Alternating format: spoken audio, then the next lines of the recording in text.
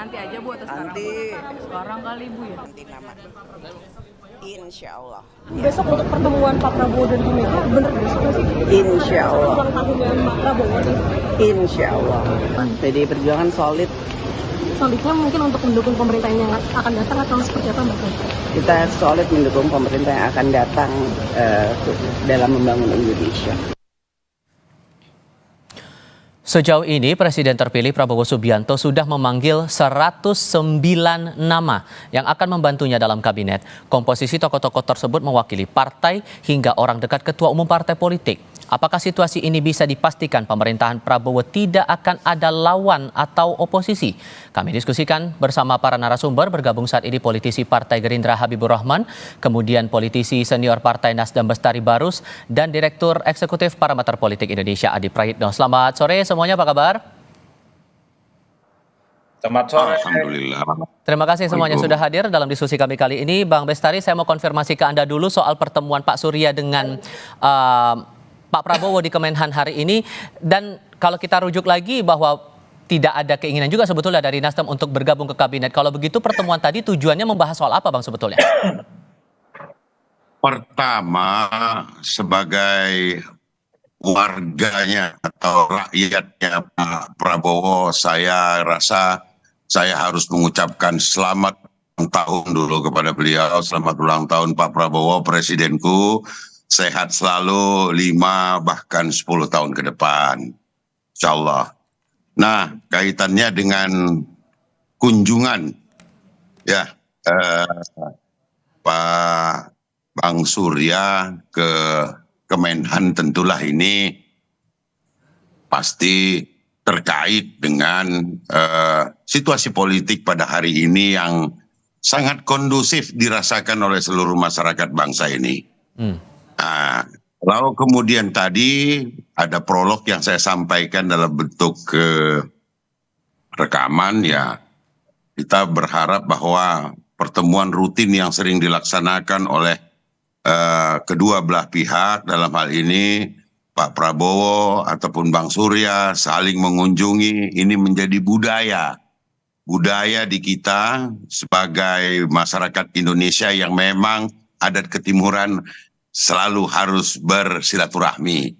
Karena termasuk gagasan soal kabinet juga ada disampaikan tidak di situ dalam pertemuannya, Bang? Gimana? Ada gagasan juga soal masalah kabinet yang sedang dirancang juga tidak oleh Pak Prabowo saat ini, oleh Pak Surya? Jangan begitu, karena kita juga harus meyakini bahwa Pak Prabowo yang punya hak prerogatif menentukan siapa yang akan menjadi atau mengisi kabinetnya. Nah, bila Nasdem jauh-jauh hari itu sudah menyampaikan kepada publik, bahkan di beberapa kesempatan, baik di pertemuan dengan Pak Prabowo di rumah beliau, di kediaman beliau, kunjungan Bang Surya sebagai kunjungan balasan atas kunjungan Pak Prabowo ke Nasdem Tower, juga di kongres kami yang baru-baru ini di JCC, itu beliau secara lugas menyampaikan bahwa kami akan dukung Pak Prabowo ini. Kita dukung Pak Prabowo tanpa harus kemudian kita ini diupah dengan jabatan, kursi menteri atau lainnya gitu. Ini murni saja ingin memberikan dukungan secara baik, karena kita juga tahu diri, ya tentu kita janganlah harus yang terdepan, harus dipikirkan tentang itu. Ngomong-ngomong, Nasdem sejatinya adalah partai pendukung pemerintah. Lihat kemarin juga waktu Pak Jokowi kita dukung, hari ini juga Pak Prabowo ke depan kita akan dukung. Baik, Gitu, Bang. Soal yang juga menjadi perhatian hari ini adalah masalah pembekalan terhadap calon menteri, calon wakil menteri, dan kepala badan juga nih Bang Habib. 109 orang dipanggil dalam 2 hari begitu, dan ini akan masuk dalam kabinet pemerintahan barunya Pak Prabowo dan Mas Gibran ke depannya. Ada juga pertanyaan Bang Habib soal implementasi dari konsep zakon kabinet di pemerintahan baru. Gimana cara menjelaskan itu Bang? Dengan 109 orang yang dipanggil waktu itu. Ya, saya pikir tidak relevan juga mempertanyakan implementasi zakon kabinet dengan jumlah orang yang diundang dan diminta untuk membantu pemerintahan Pak Prabowo. Ya. Karena negara kita adalah negara besar yang kita perlu sumber daya putra-putri terbaik bangsa. Ya. Jadi kita perlu satu taruhlah tim yang kuat, tim yang besar untuk mengusung kerja-kerja besar kita ke depan. Ya. Jadi kita harus memberikan edukasi juga kepada publik. Jangan selalu mempertentangkan antara jumlah yang besar dengan statement bahwa hal tersebut bertentangan dengan prinsip kabinet profesional, kabinet yang kerja. Enggak, sama sekali tidak, gitu kan? Kalau timnya besar dan diisi oleh orang-orang yang profesional, orang berpengalaman, orang yang kredibel, orang berintegritas, justru ini bukan sekedar zakon kabinet, ini kabinet yang sangat-sangat efektif akan membawa dampak baik bagi bangsa dan negara kita. Oke, Anda juga, koreksi kalau saya salah, karena Anda juga pernah menyebut bahwa prinsip politiknya Pak Prabowo ini adalah zero enemy. Apakah prinsip ini yang membuat Pak Prabowo akhirnya merangkul semua lawan politiknya masuk ke dalam kabinet itu, Bang? Ya itu dia, makanya kan kita dalam konteks politik, kontestasi kita itu kan tersalurkan dalam pemilu yang bebas. Ya. Pemilu kita kemarin bahkan ada 3 pasangan calon. Kita berkontestasi dan ketika semua jalur kontestasi tersebut sudah selesai, maka kita kembali fokus pada pekerjaan bersama. Tidak ada istilah kawan atau lawan politik karena ini kita semua keluarga keluarga besar bangsa Indonesia. Kita punya agenda besar bersama, yaitu membawa negara kita maju ke depan di tengah situasi geopolitik yang memang semakin tidak menentu. Maka yang disebutkan Pak Prabowo dalam beberapa pidato terakhirnya menekankan pentingnya persatuan nasional yang kuat. Nah, itu yang akan diusung oleh Pak Prabowo. Jadi bukan sekedar zero enemy, bukan sekedar tidak ingin berkonflik dalam konteks sekedar mewujudkan stabilitas, enggak, tapi tujuan yang lebih besar. Kita perlu kekompakan Negara kita diprediksi akan maju, akan bangkit dengan syarat kita maksimalkan persatuan. Ini yang sekarang diimplementasikan oleh Pak Prabowo Subianto. Oke, Mas Adi, kalau dalam analisis Anda, apa dampaknya dari prinsip zero enemy yang sedang diterapkan oleh Pak Prabowo ini? Ada 2 hal Pertama tentu kalau semua partai politik menjadi bagian dari koalisi Pak Prabowo, entah menjadi kabinet atau tidak di dalamnya, tentu ini akan menjadi modal sosial yang cukup baik betapa implementasi kebijakan politik Prabowo Gibran di 5 tahun yang akan datang mestinya relatif mudah dan relatif gampang. Apalagi kemarin misalnya kita menyaksikan 2 hari audisi calon menteri dan wakil menteri itu diisi oleh orang-orang hebat, orang-orang top yang saya kira memang sudah punya pengalaman secara politik cukup panjang, meski ada 1, 2, 3 nama yang misalnya newcomer dan dilihat misalnya belum kelihatan punya rekam jejak, tapi overall secara mayoritas yang hadir dalam audisi adalah mereka yang saya kira track record dan jam terbang mereka sudah bisa kita nilai, tentu terlepas dari pro kontra yang ada. Nah, yang kedua tentu yang menjadi kekhawatiran adalah ketika semua kekuatan politik partai-partai menjadi bagian dari koalisi pemerintah, khawatirnya di kemudian hari kalau ada kebijakan politik yang tidak pro rakyat, kontroversial, dikritik kanan kiri, itu tidak ada yang berani memberikan peringatan atau check and balances secara langsung kepada pemerintah. Karena kita tahu bahwa satu-satunya yang bisa langsung bicara kepada menteri, kepada presiden, kepada eksekutif adalah kawan-kawan anggota dewan. Ini yang saya kira tentu yang menjadi kekhawatiran, karena ada kecenderungan kalau partai sudah mayoritas menjadi bagian dari koalisi pemerintah, seringkali kebijakan-kebijakan yang tidak pro rakyat, kontroversial, itu lolos diundang-undangkan, lolos menjadi sebuah regulasi yang seringkali kita saksikan misalnya sepanjang 5 atau 10 tahun belakangan ini.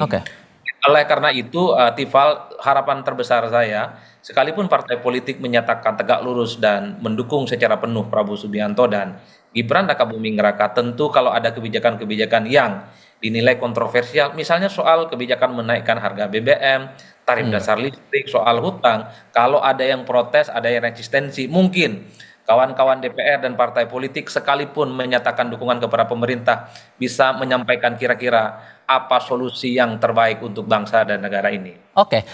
Kalau kemudian Partai Nasdem memutuskan tidak perlu bergabung juga ke kabinet pemerintahan baru, Bang Bestari, wujud konkret dari dukungan dari Nasdem kepada pemerintahan baru apa bentuknya kalau begitu?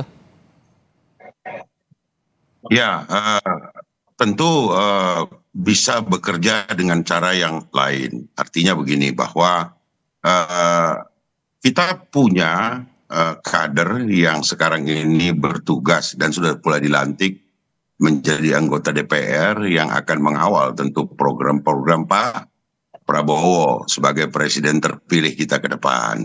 Itu juga satu kontribusi yang tak kalah penting dari jabatan sekedar menteri. Namun tentu ini juga disampaikan bahwa alangkah bahagianya partai kami ini juga apabila kata-kata ataupun pemikiran kami turut diakomodir di dalam melaksanakan roda pemerintahan ke depan oleh Pak Presiden terpilih. Itu kan hal yang baik juga. Jadi tentu kalau tadi Bung Adi Praitno mengatakan ini akan check and balance akan sulit, saya kira tidak. Semakin kita berada bersama-sama, semakin komunikasi itu semakin mudah. Dan ini juga mungkin saya boleh mengingatkan juga kepada Bung Adi Praitno, ini satu hal yang harus menjadi pembelajaran politik bagi kita semua, bahwa tidak selalu pemilu itu kemudian dicurigai sebagai ujung akhirnya nanti kalau bersama-sama toh minta menteri juga. Hari ini Bung Adi ini harus klarifikasi bahwa buktinya ada satu partai yang tidak mendorong nama kader menjadi menteri. Itu implementasi dari check and balances dengan kondisi tanpa ada pihak oposisi di pemerintahan itu gimana bentuknya menurut Anda, Bang Bestari? Bentuk konkretnya? Check and balance itu gini loh, tidak usah dulu dalam pemerintahan, dalam rumah tangga aja kita bisa melakukan check and balance. Gitu loh. Artinya apa? Bahwa ada kondisi yang kita sampaikan juga, ya kami tidak usah menjadi beban bagi pemerintah ini dengan memikirkan bahwa kita harus mendapatkan jatah atau upah menteri baru kita bergabung. Tidak seperti itu. Tetapi hal-hal yang kami kemudian ungkapkan nanti dalam bentuk pemikiran-pemikiran dan juga kemudian check and recheck terhadap program-program, itu kan menjadi hal yang baik gitu loh. Yang juga menjadi satu kontribusi bagi pembangunan ke depan. Bang Habib, kalau masih menyinggung masalah check and balances ini dari beberapa pihak, gimana ngeresponnya?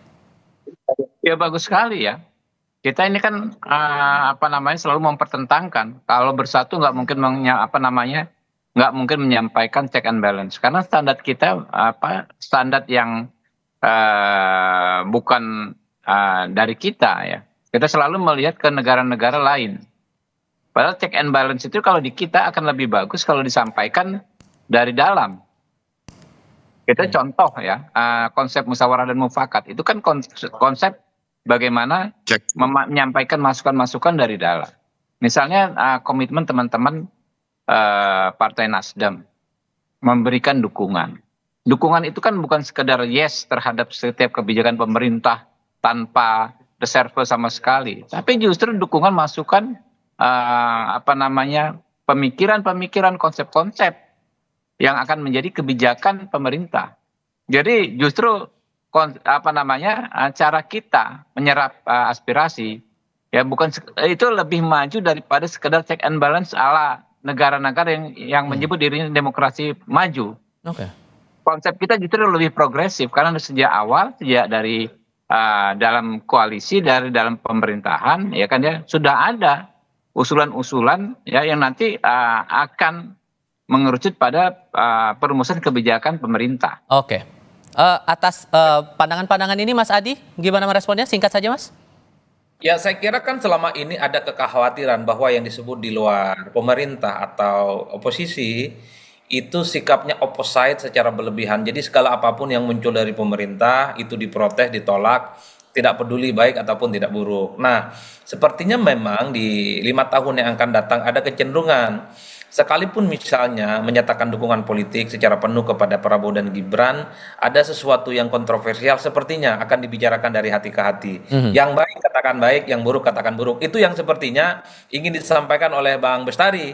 Sekalipun tidak ada kader Nasdem yang jadi menteri, tapi kalau ada kebijakan politik yang kemudian kontroversial, sepertinya Nasdem akan memberikan peringatan, bahwa itu tidak bertentangan dengan kehendak rakyat. Itu bagus, saya kira, karena memang secara prinsip politik kita adalah politik musyarah mufakat, bukan gontok-gontokan you and me atau minhum dan minna. Tidak dalam konteks itu. Ini yang saya kira sebagai modal sosial, sebagai modal politik, bahwa sepertinya ke depan Indonesia itu akan baik-baik saja. Semoga bisa terwujud, Mas. Baik, Mas Adi Praitno, Bang Habibur Rahman dan Bang Bestari Barus, terima kasih banyak sudah hadir di diskusi kami kali ini.